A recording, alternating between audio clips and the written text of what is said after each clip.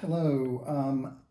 It's interesting to do this time of year and understand um, that the Coastal Foundation has been in existence for 30 years because 30 years ago, or 31 or 32 years ago, when it popped into my head that we might need another environmental organization in coastal Alabama that was a little more centered. Um, that began an era that I'm very proud of, that it still exists today, and it wouldn't be that way without the help of lots of people.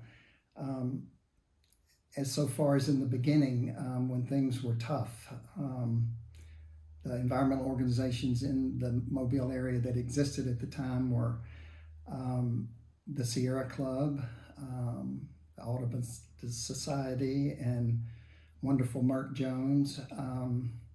The Mobile County Wildlife and Conservation Association, the Gulf Coast Conservation Association, and that was pretty much it. But everybody had a different idea, and the idea that I had is that with such limited resources, we should be able to work together, and we need an organization with a budget that could play that role. So with the help of mentors, George Crozier, Gil Gilder at the Alabama Department of Economic and Community Affairs, Ann Bedsole as an initial board member and who set up the grant that got us going to do Household Hazardous Waste Amnesty Day. Don Brady at the South Alabama Regional Planning Commission. Those were key players in helping me wrap my thoughts around getting the Coastal Foundation together. Also from the Coastal States Organization, wonderful David Slade, who came down and mentored me. I traveled to see Will Baker at the Chesapeake Bay Foundation, Linda Sheed at the Galveston Bay Foundation, to learn about how to do it right and how not to do it wrong. I listened intently and still made mistakes, but we're still here today, so that because of the lots of people that believed in us, we're still an active organization today, and that I'm thankful for. Can't really move forward without recognizing also Gray Kane III and Jack Friend, who became wonderful friends to me. And mentors again. And when things and the chips were down and I was discouraged about being able to get it started, they always picked me up, held me up, and basically said, if you don't go, you have to go on, because if you don't, who the hell else is going to do it? And with those encouraging words, we're still here today. And I know there are many, many others that assisted me in making it move forward. But I have to say Philip Hinsley, who was also at ADECA and just did wonderful things. Initial board members, I